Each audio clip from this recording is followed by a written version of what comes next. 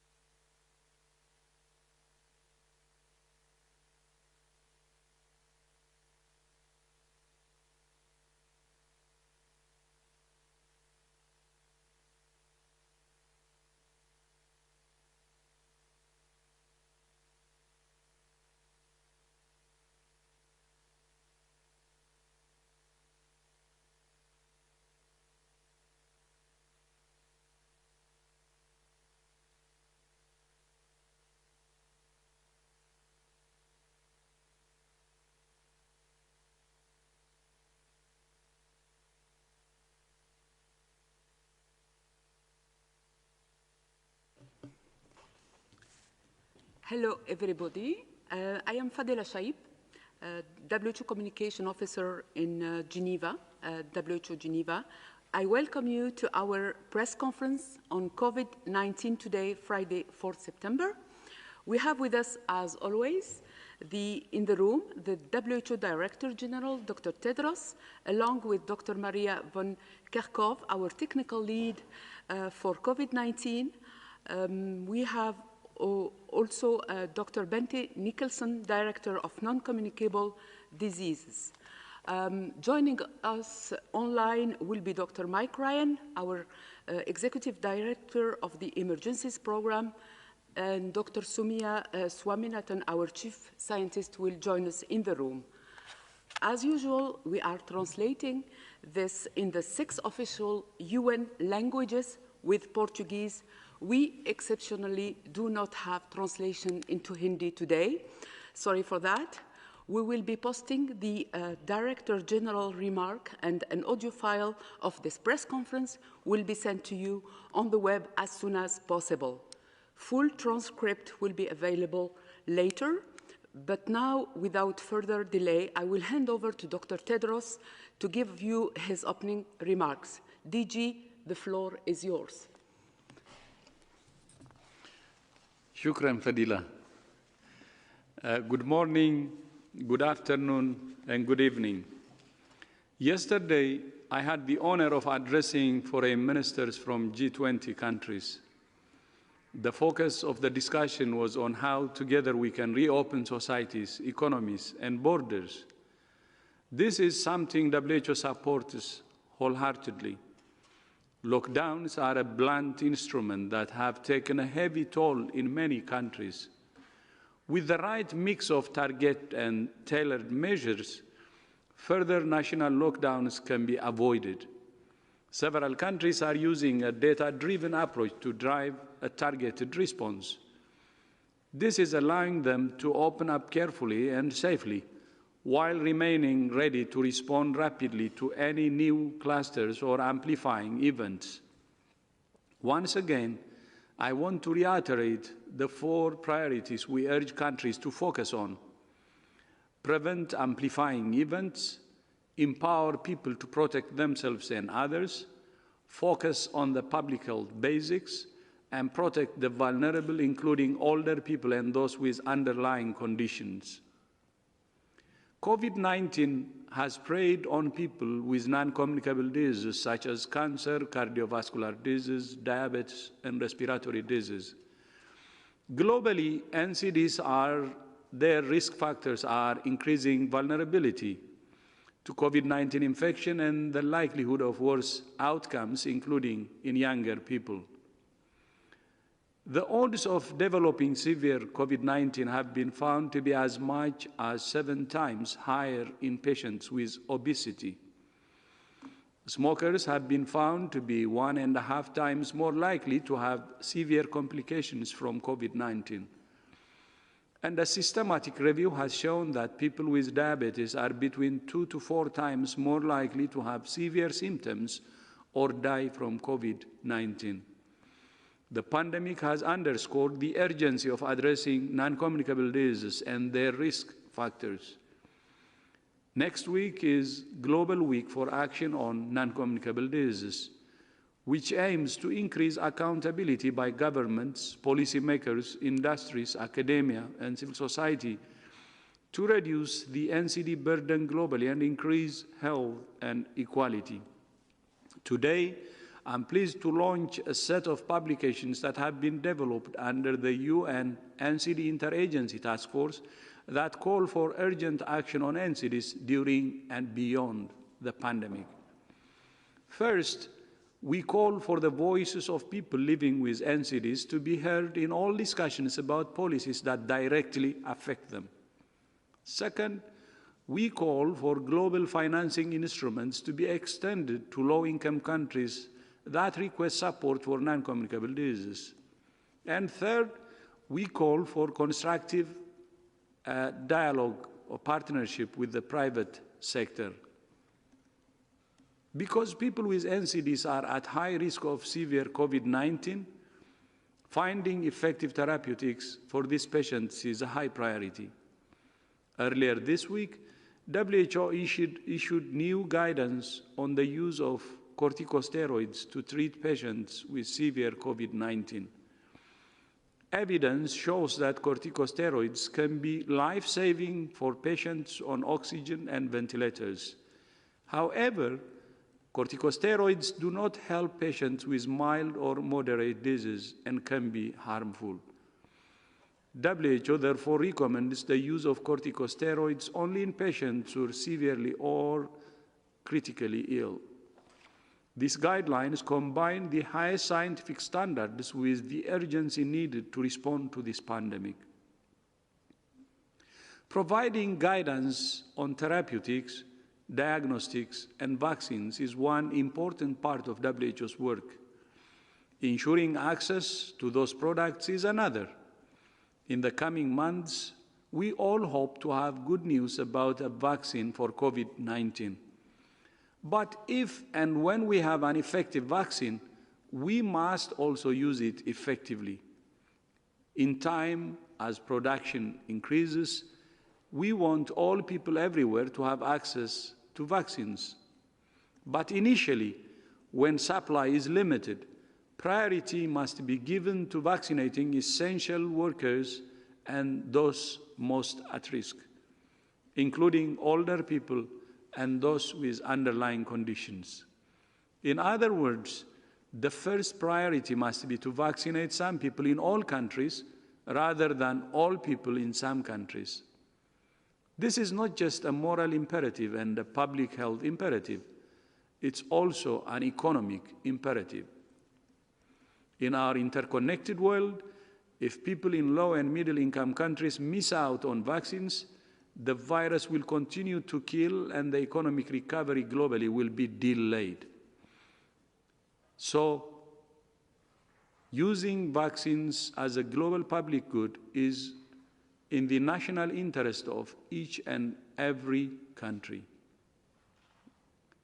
Vaccine nationalism will prolong the pandemic, not shorten it.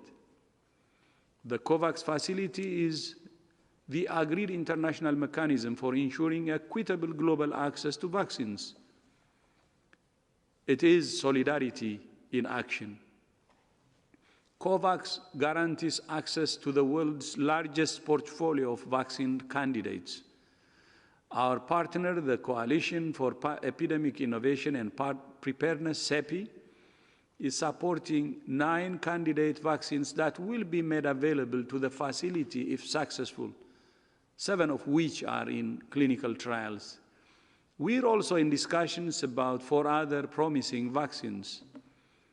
Another 9 candidates that are in earlier stages of development are being evaluated for inclusion in the facility. We're delighted that 78 high and upper middle income countries and economies have now confirmed they will participate in the COVAX facility, and the number is growing. I urge those who have not yet joined to do so by the 18th of September. I would like to thank those countries and economies who have announced publicly their joining COVAX this week: Germany, Japan, Norway, and the European Commission. Vielen Dank, arigato gozaimasu, takshka duha.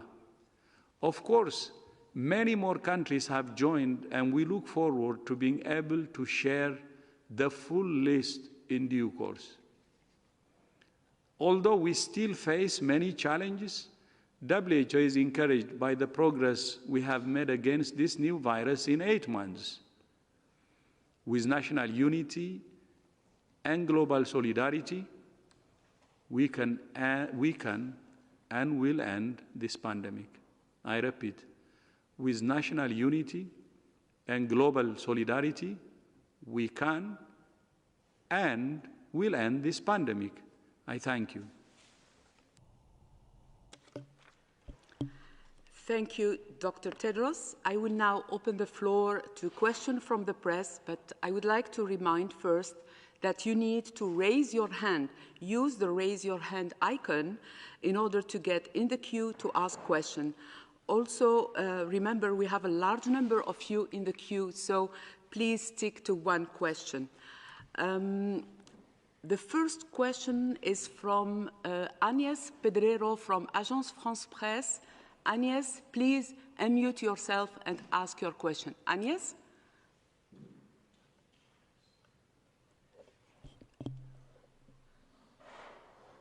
Agnès, can you hear me?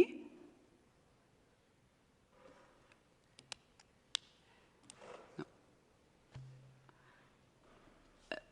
Agnès?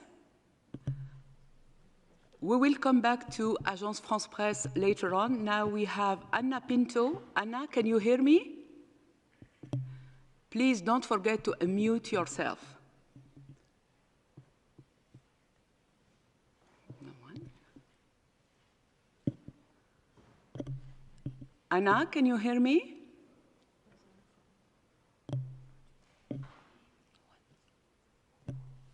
So we can have some technical problem, but trying again, Anna or Agnes, can you hear me?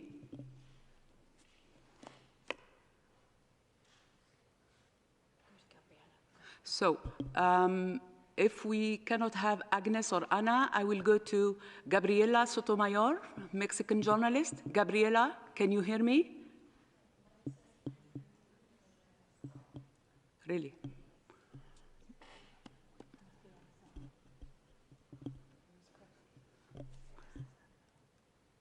So let's see how we can fix this problem. Sorry for that.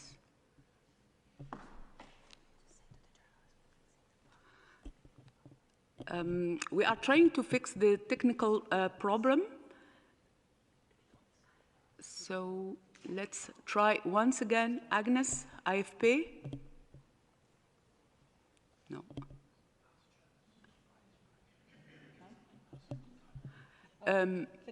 Yeah.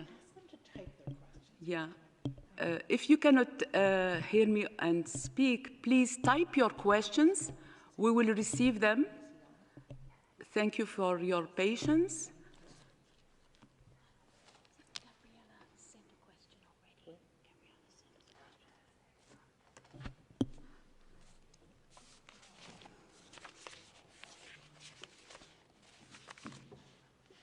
Okay. Yeah. So, hello. Gabriela, Anna, Agnes, can you hear me? If not, we received a question from Gabriela Sotomayor from Mexico, journalist from Proceso. I would like to know if you agree with the call made by Amnesty on accountability, and if you can say how the rights of health personnel can be protected. They are exhausted, the pandemic continues, it has not stopped. How to help them? Many work in terrible condition, and they are fired if they complain. So who will take this question? Dr. Maria? Thank you. Yes, thank you very much for the question. Just checking if people can hear us. So thank you very much for this question, Gabriela.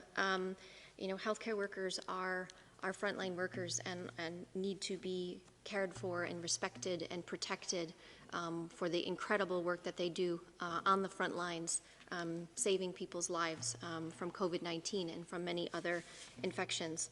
So all healthcare worker infections are important. Even one healthcare worker infection is too many.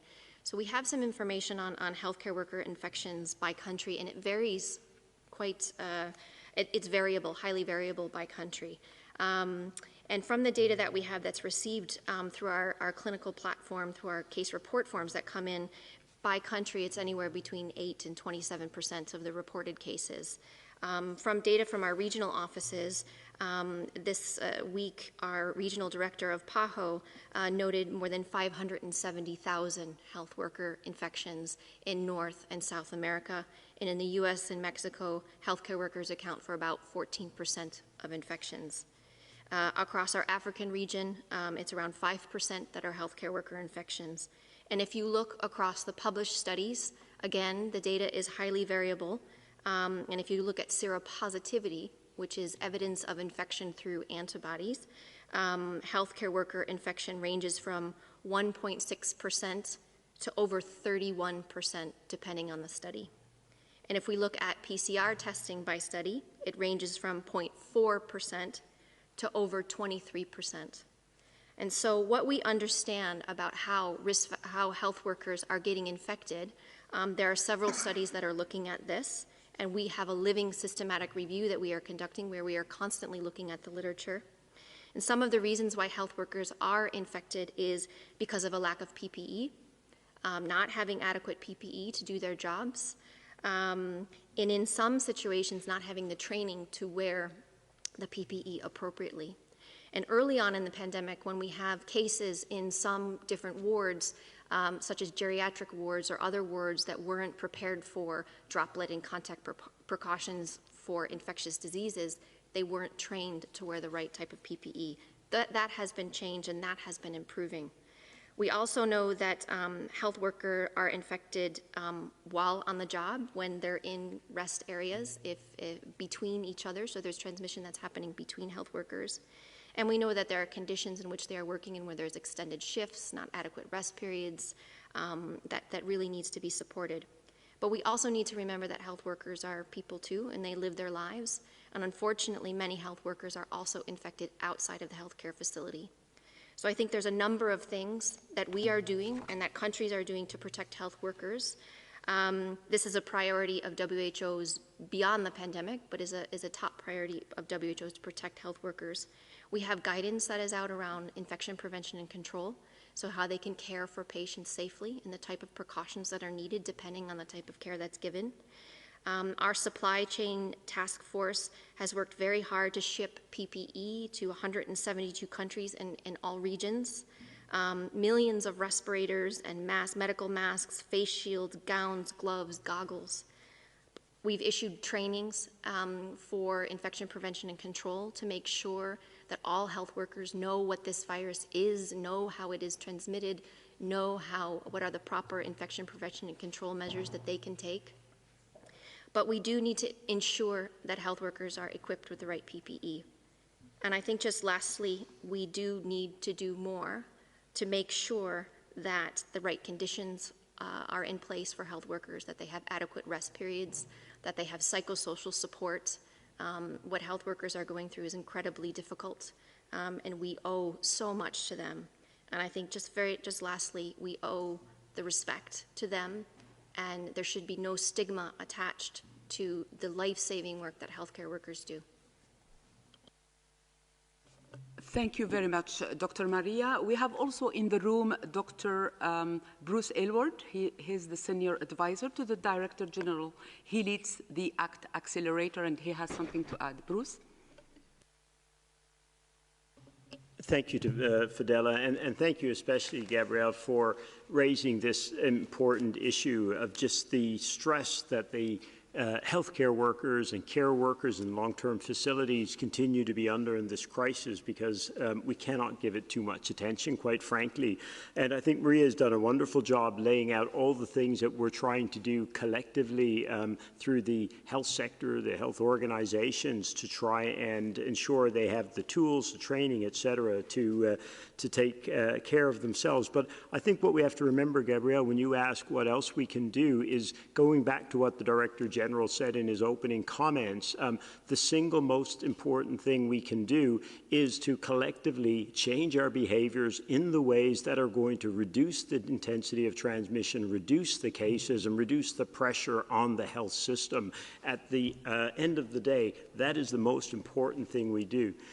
We will look to our political leaders, we'll look to our health leaders to help address these issues, but we also have to look to us collectively, the general population, how we choose to work, how we choose to live, how we socialize. These are the important things that drive transmission. We've got to ensure we maintain the distance between people, the masks, and the other public health interventions, because ultimately that's what's driving transmission, that's what's putting the pressure on the healthcare system. system, but like you emphasized, most importantly, behind that system of people, right? It's the healthcare workers, the nurses, it's the cleaners in the facilities, it's the physicians and so many others who work in these facilities that pay the ultimate price for the choices we make as individuals in terms of doing our part to reduce transmission. That is the most important thing we can do to help. Thank you, Dr. Bruce Aylward. We will go now to Agnès. I was told the technical problem is solved. Agnès, Agence France Presse. Agnès, can you hear me? Yes, I can hear you. Oh, do you welcome, hear me? Agnès. Just ask your question. Okay, great. I will ask it in French. D'après les médias suisses, les chiffres ont montré qu'il n'y avait pas de surmortalité liée au coronavirus pendant le premier semestre de l'année. La situation semble être différente dans d'autres pays de la planète. Est-ce que l'OMS dispose de statistiques qui montrent une surmortalité depuis le début de la pandémie? Et est-ce qu'il y a des différences régionales? Thank you, Agnès. Dr. Maria? I can begin, and maybe others want to jump in. So you highlight a very important aspect of a pandemic or any emerging pathogen as this pandemic evolves. There are deaths that are associated, that are counted, that we know are associated with COVID-19 from infection and are tracked in real time as they occur. There are ones that we will be identified as we retrospectively look at, we go back in time and we look at deaths. And there are systems that are in place in several regions and several countries that are looking at excess mortality. The one that I'm most familiar with, and there are others, is the one that's in Europe. That's the Euromomo project, which is looking at excess mortality over time. And as you point out, there are some variations in excess mortality by country. I think it's too early to make conclusions about this because this is something that is ongoing. But I think it is important to recognize that deaths from COVID are likely to be undercounted at the present time. But countries are working very hard to better understand this. We do also need to be looking at other causes of mortality that are occurring during the pandemic because people have not been able to access the care that they need. So it is really critical that we get essential medical services and life-saving services back online so that people who need the care that they need can receive it and can receive it safely. And so that is something that all countries are working very hard on. We are working very hard on to support countries to be able to do. But I think we will see some differences in excess mortality, and we are tracking the systems that are currently in place that are collecting that information. Thank you, Dr. Maria. Dr. Bente Mikkelson would like to add something. Please go ahead. Thank you. Thank you very much for the question. And as Dr. Tedros said, we have had several surveys which show that we have major disruptions in the case of non-communicable diseases, cardiovascular diseases, cancer, diabetes, and respiratory diseases. So far we have comorbidity studies from single countries, and we are working on this also at a global level. So of course it will be very important to trace what you're actually saying, because we really need to know if this will again dwindle the achievement of the SDG 3.4, namely to reduce the mortality from non-communicable diseases. So we don't know this yet, but from studies we know, and the good thing is that the majority of countries have actually now started to register comorbidities in their hospitals. So we know that, for example, in Mexico, diabetes were the most frequent comorbidity in the registered deaths for COVID. And we see other figures like in Italy, among those dying in hospitals, we see 67% of people living with hypertension and 31% living with diabetes.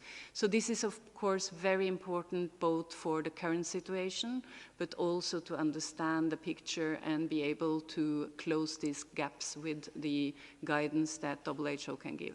Thank you.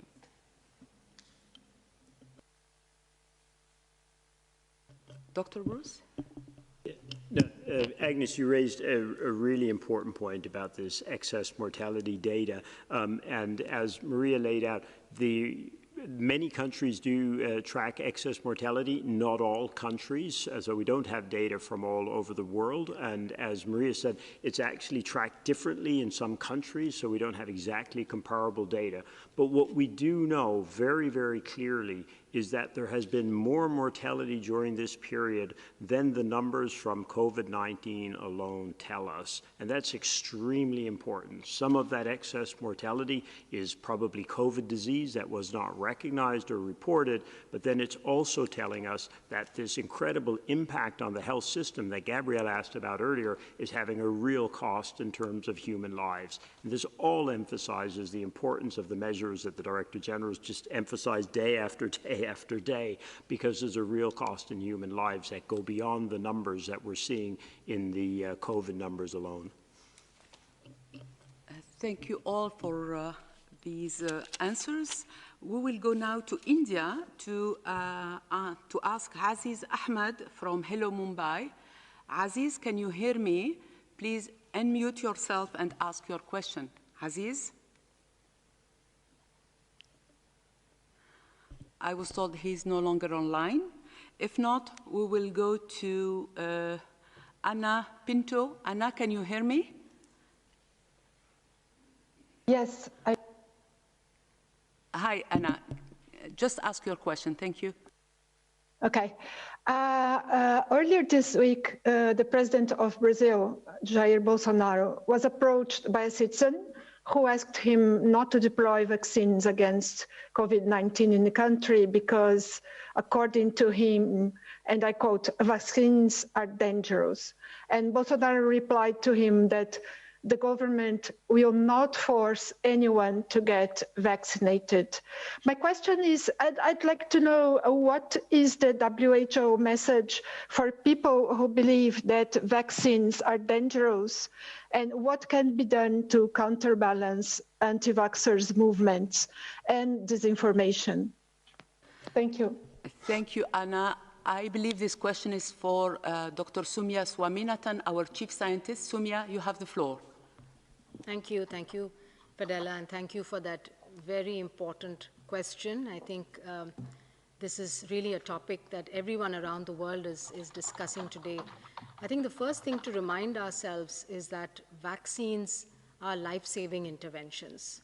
And if you think about diseases like smallpox, like polio, like measles, that used to kill hundreds of thousands and maim millions of people around the world, it's thanks to vaccines that we don't see those diseases today.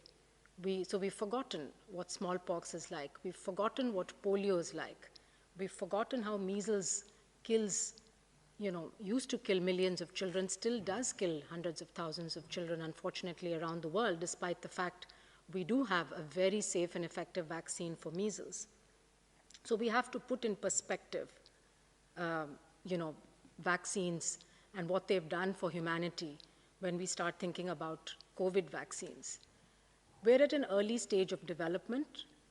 No doubt that there's been an unprecedented speed of development of COVID vaccines. We've never seen anything like this before, and that's because of advances in science and technology, and also the fact that there are now platforms that have been developed because of investments in the last several years, which make it possible for companies and academic groups to just take the new virus sequence and put it onto an existing platform, which has already been tried and tested for other diseases.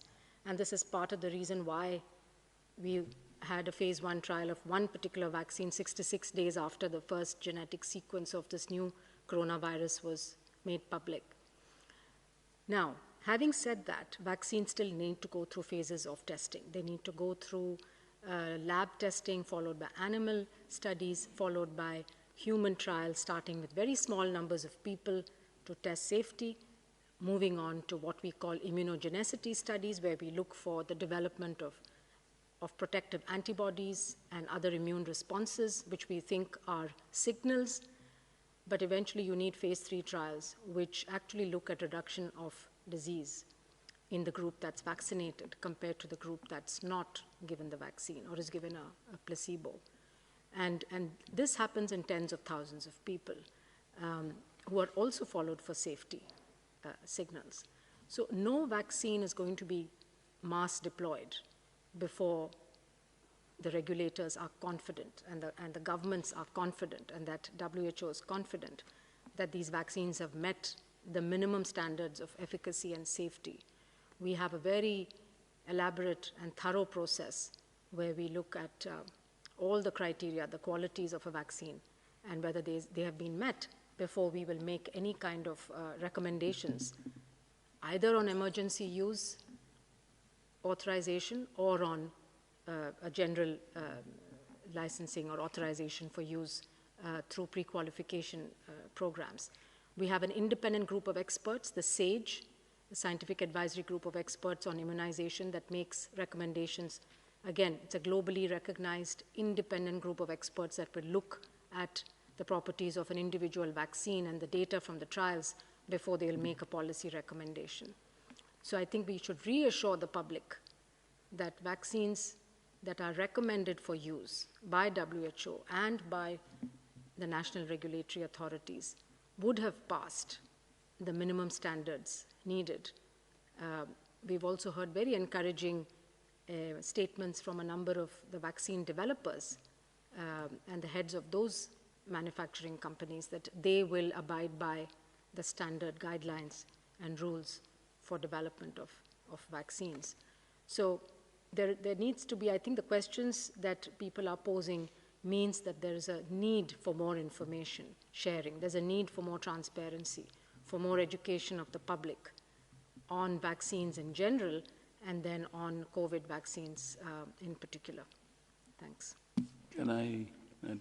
Yeah, Dr. Tedros, please. Thank you, Fadila. I think Soumya had said it all. Just want to stress a bit. I would like to assure the public that WHO will not endorse a vaccine that's not effective and safe. So that's one. And second, as she had said, vaccines have helped in eradicating smallpox. Then almost on the verge of eradicating polio. But I would like to remind the world how we used vaccines to defeat Ebola in northern Kivu, eastern DRC, where the Ebola outbreak situation was very much complicated due to security. As you know, North Kivu is a place where more than 20 armed groups actually operate, and it's with the help of vaccines that we were able to stop or end the Ebola epidemic in northern Kivu in eastern DRC. So for people to understand the power of vaccines, it's better to see it's the track record of many of the vaccines we used in the past several decades and even in the recent past, as I said, in eastern DRC. So going forward, vaccines on COVID-19, we have a good number of promising ones. They will only be used when they're found to be effective and safe. That's what I would like to assure the world. And as Soumya said, this will be done by WHO and local authorities. As to the anti-vax movement, they can build narratives to fight against vaccines, but the track record of vaccines tells its own story. And people should not be confused by a movement, anti-vax movement, but they can have a look for themselves on how the world actually used vaccines to reduce under 5 mortality, to save children, and to have successful eradication of diseases like smallpox. So just please go to the track record of vaccines and have a look for yourselves, especially parents. Have a look for yourselves and see how vaccines actually change the world. And that's why we have this famous saying, vaccines actually affect adults. Our children will be healthy adults when we use vaccines. And for COVID, we are hopeful that we will have one so that the world can get back to normal. Thank you. Thank you, Dr. Tedros. We will move now to Simon Ateba from Today News Africa. Simon, can you hear me?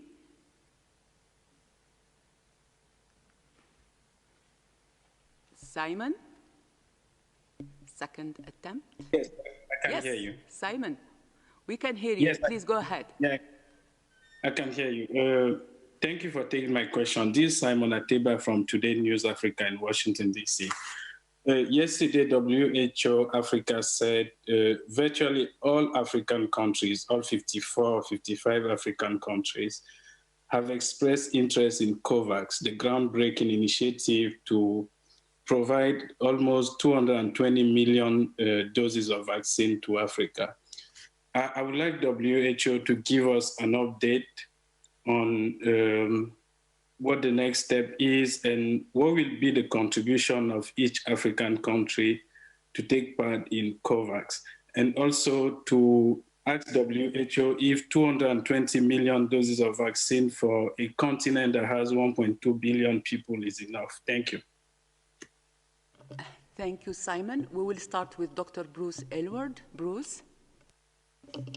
Thank you, Simon, and thank you for emphasizing the importance of the landmarks that we passed this week in the battle against COVID and getting our ACT accelerator up and operating.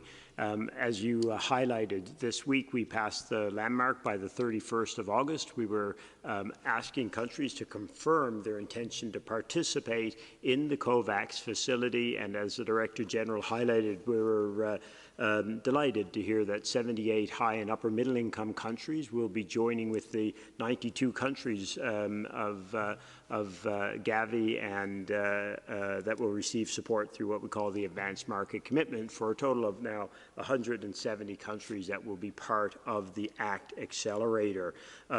The African continent has been a huge contributor to the work of COVAX. As some people on the call will be aware, there have been a number of important partners that we work with in terms of trialing vaccines and studying vaccines, also in terms of planning how they would be rolled out and operationalized over time, also in the very design of the COVAX facility. We've had a number of big conference calls that have involved many of the countries that are now signing up to COVAX, many countries from the continent who are providing their input as we worked out the details of the COVAX facility and designed it really together. So a huge contribution. And will continue to be as we go forward. Now, in terms of vaccine numbers and doses, remember the way that we've been discussing the use of these products that will come out of the ACT accelerator, especially the vaccines. Our goal, our immediate goal, is to reduce the severe COVID, the burden of severe COVID disease around the world, because if we can reduce the risk of severe COVID disease, then we can very rapidly, as the Director Director General emphasized, start getting back to a more open societies, functional societies, and rebooting our economies, because it is a severe COVID disease which is generating the fear, and it's a severe COVID disease which is resulting in the loss of confidence, and whether it's in terms of individuals, in terms of employers, et cetera, that underpin the economic challenges we face. So what we look at is how much vaccine do we need to reduce the risk of severe disease? And as was described in the opening comments of the Director General, we have a better and better understanding of who is most at risk of the disease and most at risk of severe COVID disease. So we don't need vaccines for absolutely everyone right at the very beginning. What we need to make sure is, as we've said before, all countries get some vaccine, and that we use that vaccine to protect our healthcare workforce and care workers, and then to protect our elderly, and then protect the others who are at highest risk. And that can be done initially with relatively small quantities of vaccine as they come out and then grow over time. So the important thing is not what is the exact number, but how much vaccine do we need at the beginning to be able to reduce the risk of severe disease, because that's the key to removing the fear, rebuilding the confidence, and getting our societies and economies working again. And the 200+ million doses would definitely go a long way to achieving that. But right now, we're a very long way even from that 200 million doses. So that's the key. It's been an important week, and we're certainly encouraged by what we're seeing, again, in terms of a tremendous solidarity to try and ensure we reduce that risk of the disease around the world and start getting back to a more normal way of functioning going forward. I think Soumya wanted to add. Very briefly, just to add, I think Bruce has explained it very well. Just to add that the African Union has taken real leadership in this and engaged with discussions with WHO, but also with other partners on making sure that there's access to vaccine, the best vaccines for the African people, but also to be part of the development, part of the research and development process. And so the strategy for the COVID vaccines for Africa really has three pillars. The first one being very much to be playing a leadership role in the research and development of these vaccines, ensuring that clinical trials take place in Africa so that these vaccines are tested in different ethnic groups, different racial groups, age groups, etc., so that you have better estimates of how this vaccine works in different populations. Also focusing on expanding manufacturing capacity in Africa, getting into technology transfer and so on. This is building capacity for the future. And of course, focusing also on the policy, the implementation, and how delivery of these vaccines will take place. As we know that many countries face a lot of challenges in delivery even of routine vaccines to children. And this is going to be a vaccine that's going to have to be given to other age groups. This is not a childhood vaccine. So we're going to every country needs to start thinking about how these campaigns are going to be run and what is going to be needed in terms of human resources, supply chains, cold chain equipment, logistics, needles, syringes, etc., training, so that when the vaccine is available, that there's no delay in launching these immunization programs. Thanks. Thank you, Dr. Swaminathan, and thank you, Bruce, for your answer. I believe Mike Ryan has something to add. Mike, can you hear me? Yes, no, just to follow up, and just speaking with specific reference to Africa and to colleagues in Africa. Sorry, Mike, you are very soft. Can you speak out, please? Speak up. Yeah. Thank you. Yes, can you hear me? Yeah. Try again, Mike. Thank you. Hello? Speak a bit louder or maybe increase your volume. I'm taking the...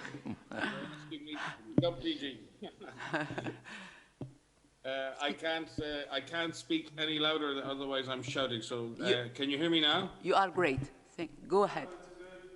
Now, I just wanted to reflect on the contribution that African countries have made in general to vaccination, and to congratulate Africa as a continent for the eradication of polio and the certification of that eradication.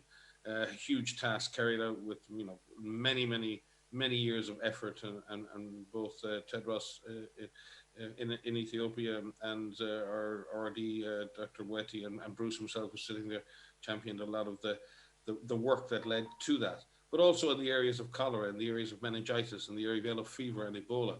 African countries have championed a lot of the techniques we use now for mass vaccination, for community engagement, and for really going after infectious diseases, particularly these epidemic diseases. So Africa has a lot to also share with the world. It's not just a beneficiary in this process. Africa has learned the techniques of introducing new vaccines, quickly against epidemic diseases, and in innovating in terms of implementation, in terms of logistics. And again, Dr. Tedros spoke to the situation of Ebola. It was African health workers, African scientists who worked to bring the Ebola vaccine into the field, a vaccine that had to be transported at -80 degrees into the deep field and given with very stringent oversight and data gathering and safety measures.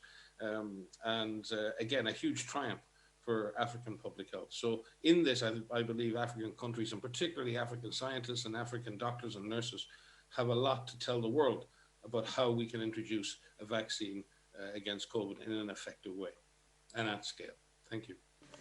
Thank you, Dr. Ryan. There is no other intervention in the room. I would like to give the floor now to Peter Schilling from the European News Agency. Peter, can you hear me? Indeed, thank you. Can you hear me? Yeah, very well. Go ahead, please. Okay. With all the schools opening up in most of the European countries now, there's a very big debate what to do and how to handle children. I want to refer to a publication that was made by the Massachusetts General Hospital and the Child Hospital that provided critical data showing an alarming twist with children, that they likely play a much bigger role in spreading the coronavirus than we actually thought so far. So also that they were having a very high viral load. So the question is, to what extent should we then go through lockdowns when a class is identified with having a COVID-19 infection? Should we actually lock down, or should we contain the children in class for the period? Otherwise, they go back home and be spreading it more than we thought. Thank you. Thank you, Peter. Dr. Maria? Yes, thank you, Peter, for this really important question. So you highlight a study that has been recently published, and in fact, there are a number of studies now that are looking at three major important aspects of COVID-19 in children. One is the severity of disease, the disease that is experienced by children and adolescents. And luckily, most children have mild disease. Many children have asymptomatic infection. It's not universal. We do have reports of children having severe disease, and some children have died. The second thing we look at is the extent of infection among children. We've known from the beginning, and we have said repeatedly, that children can be infected with the SARS-CoV-2 virus, and of course they can. All people are susceptible to this virus. What we didn't understand and what we are starting to learn is the extent of infection among children. This is captured mainly through these seroepidemiology studies. And there are several studies now that have been published that look at the age differences in seroprevalence. What is important when we look at infection rates is we need to break the children down by age group, because there seems to be different rates of infection as measured by these antibodies in the youngest children with lower levels of rates of infection or seroprevalence compared to adolescents. So they can be infected. The third thing that we look at is transmission. And are children capable of transmitting the virus? And again, from the beginning, we knew that children could be capable of transmitting the virus. We learned this very early on from household transmission studies that were conducted in the early days in China. And what we were really concerned about in the beginning was, were children infecting adults, were adults infecting children? And we knew and we know that transmission can happen both ways, although in the beginning appeared it's more often happening, transmitting from adults to children. What we're learning about now is that, again, it's very sensible to look, and it's important to look at age differences in children, because there are different contact patterns among children. So in terms of transmission, the youngest children tend to transmit less. And if you just look at the type of contact patterns that they have and their ability to transmit. But adolescents do transmit, and they can transmit the virus, and they seem to transmit at similar rates to adults. So it's important when you consider what to do with children, and that was your question. You treat all people. We look at different age groupings. When we think about schools and we think about opening up schools, you've heard us say many, many times that it is important that we don't look at schools in isolation. Schools are part of communities, and if the virus is transmitting in communities, it can transmit in that school. But there is some importance to making conditions when schools are open for the youngest children compared to adolescents.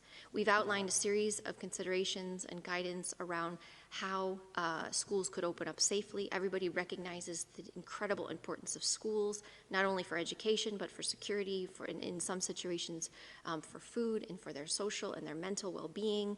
And so it's very important to consider the type of school, the age group that's there, and the grades, their ability to comply and adhere to public health measures like physical distancing, the wearing of masks where appropriate, hand hygiene, all of the different factors that are part of opening up society safely. And opening up schools is included in opening up society safely. So we're learning a lot.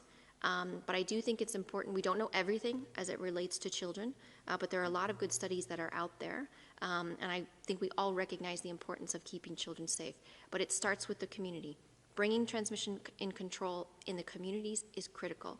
All of the individual measures that you need to take to protect yourself, whatever age you are, from getting infected and to prevent you from passing to another is really important. Hand hygiene, respiratory etiquette, wearing a mask where appropriate, all of that. In addition to active case finding, isolation of cases, contact tracing, all of this needs to be as part of our new normal as we go forward. Thank you, Dr. Baria. We have now a question from B.N. Kumar from India Biz News Connect. Kumar, can you hear me?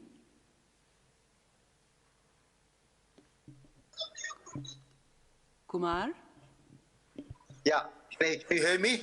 Yes, very well. Go ahead, please. Yeah.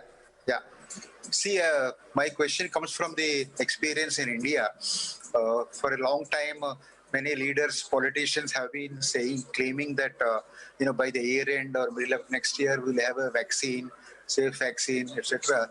And on the other hand, we have a group of doctors cautioning that, not to make false promises, not to create false aspirations among the people about the vaccine.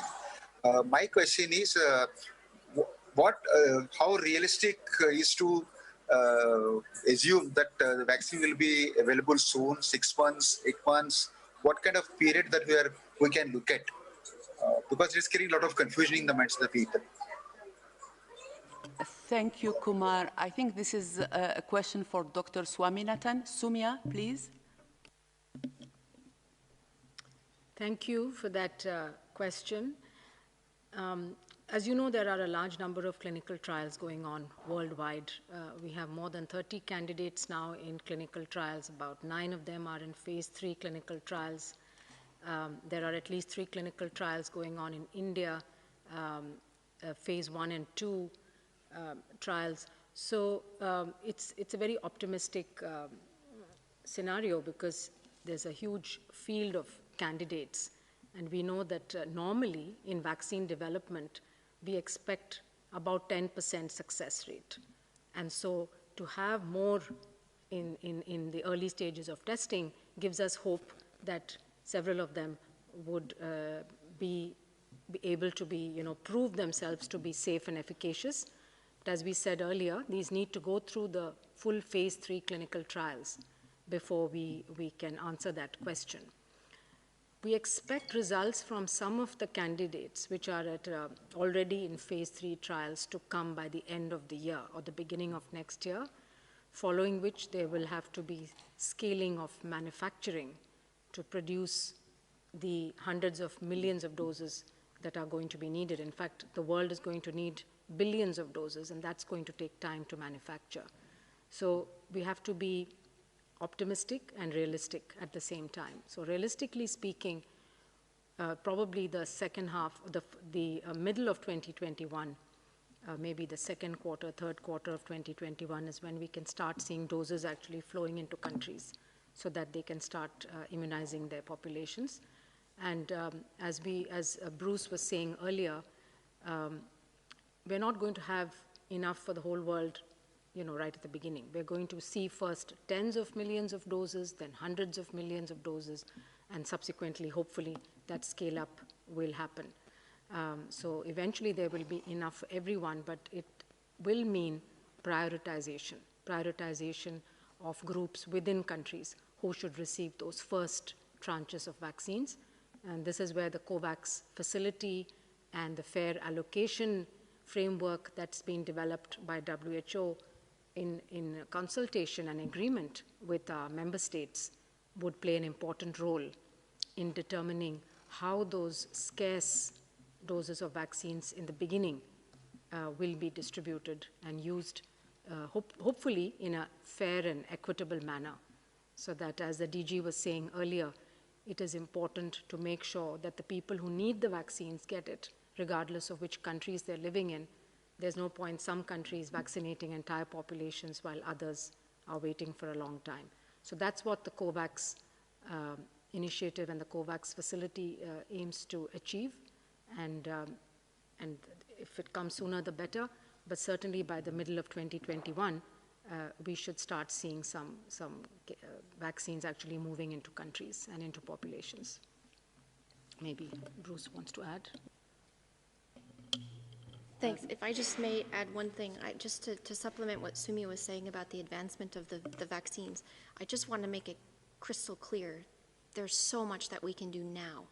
While the vaccines are being accelerated and being developed, and it's been outlined very clearly that it's a safe and effective vaccine that is so much of the world is working towards, and that's really wonderful. But there's so much that you can do now.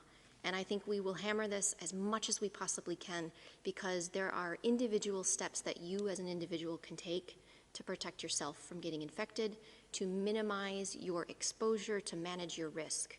This has to do with how you live your daily life. And everybody wants to get back to, a normal life and get back to what used to be, but we need to make considered decisions about how we go about doing that. How we go to work, if we need to wear a mask where we can't physical distance, we need to practice hand hygiene and respiratory etiquette, avoid the 3 C's, these crowded spaces and closed settings, especially with poor ventilation. There are ways in which you can minimize your exposure. And to be informed. So what is really important is that you know where the virus is in the areas where you live and in the areas where you work.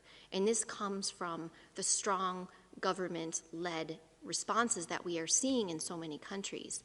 The strong, clear response at a national level implemented at the local level.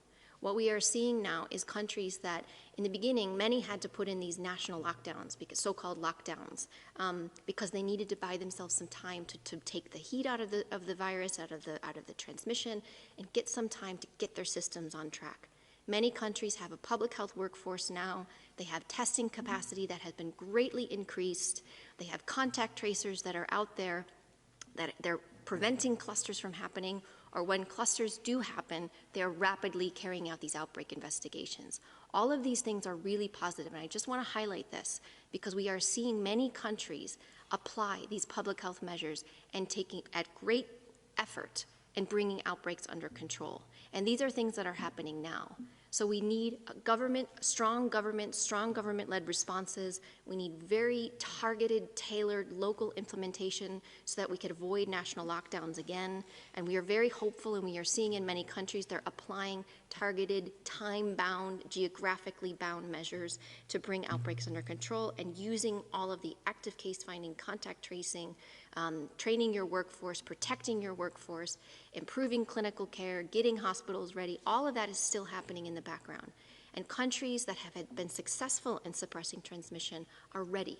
They are ready to identify cases very quickly. They're ready to identify clusters and carry out the necessary steps to prevent those clusters from becoming community transmission. So I just want to emphasize that there's so much that all of you are doing now that is benefiting society and is helping this pandemic. So please, be hopeful and be empowered that there's a lot that you can do. I think Dr. Bruce has something to add. Bruce? Yeah, I think just to help Mr. Kumar, that was an important question. I think it's hard for the general public when they're hearing these sometimes substantially different assessments of how long it will take us to actually have a successful vaccine, and if indeed these trials are successful. And sometimes it's helpful to demystify these timelines a little bit. But if you think about these trials, what you keep hearing, phase 3 trials, remember these involve tens of thousands of people, usually the large ones we really need to see an effect of the vaccine on. You have to give people 1 dose, and then usually it's at least 2 weeks or 3 or 4 weeks before they get the second dose. And by the time you enroll that many people, get those 2 doses in, that's often 3 months or longer. And it can't be shorter than 2, obviously, but it's usually a few months just to get that many enrolled in the trials. And then you've got to observe them for a long enough period to understand who is protected and not protected. So, and there you're a little bit at the mercy of the epidemic itself, because it depends on how much disease is actually circulating in the community by that point. And then when you finally have that, which will take a couple of months, a few months, depending on the intensity of transmission, then you've got to analyze those data. You've got to get the product licensed. Now, there's some things we can do to speed things up. We can, if we think it's a very promising vaccine, we can produce it in parallel at risk. Even if it fails, we'd have to throw those doses away, as you've heard. But there are other things you simply can't speed up. And this goes back to the important question asked earlier, if I remember it was by Anna, I believe, about the vaccine confidence. We can accelerate many parts of the process, and we'll work very, very hard to do that. Scientists, manufacturers, everyone is doing their best. But you cannot accelerate certain parts which are essential to ensuring the vaccines are safe and efficacious. That takes a certain amount of observational time that you simply can't rush. And it would be in no one's interest to rush that part of it, because that is what would shatter the confidence and trust, which is so important in this process to roll out these vaccines. So when you stop and think a little bit, these phase 3 trials, how big are they? They're going to give 2 doses up to a month apart, and then they're going to have to follow those people for some time. You can understand why these timelines can be fairly long between now and when we have a definitive answer. And also, some of the factors are simply out of our control because it will depend on how intense transmission is in an area. Thank you, Dr. Aylward. I think we will wrap up now the press conference if there is no other intervention in the room. Maybe Dr. Bente wants to add something? Thank you very much, and thank you for also focusing today on the chronic diseases. And of course, the primary task just now is to defeat COVID-19. But at the same time, I think we cannot ignore, as Dr. Maria as well says, that we have to work to really also continue to strengthen the health system.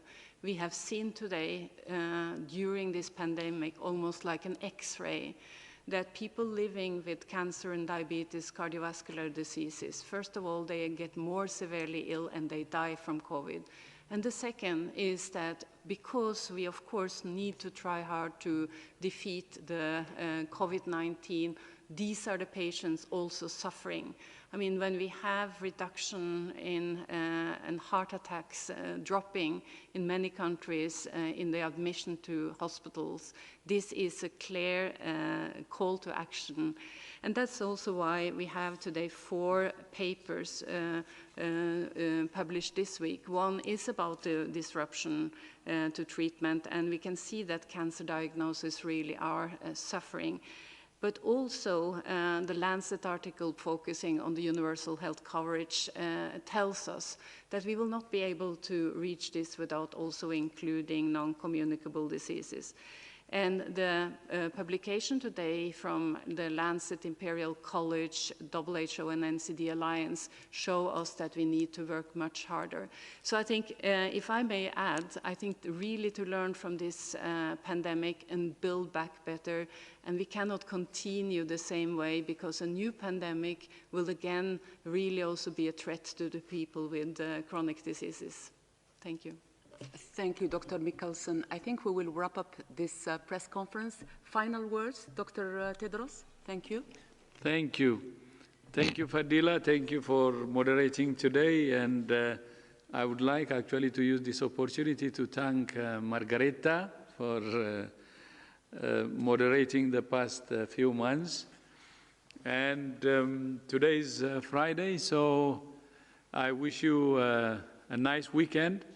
And in this room, I have many colleagues here with me. And I just would like to introduce actually the countries they come from. Maybe I will start from the moderator. Is from Algeria. And then I have Australia, Canada, Poland, Serbia, India, the United States, Norway, the United Kingdom, Lebanon, Afghanistan and Netherlands, Ireland, France, and of course myself from Ethiopia. So that's the diversity we have in WHO. And I'm really proud to be WHO. And it's the whole world which is serving you. And thank you all for joining us. And please accept our happy weekend from all my colleagues, representing almost the whole world, as I have just read where they come from. We are the world. And national unity and our solidarity is the antidote to this pandemic. Thank you so much again. Have a nice weekend. Bye-bye. And see you on Monday. Thank you all. Bye.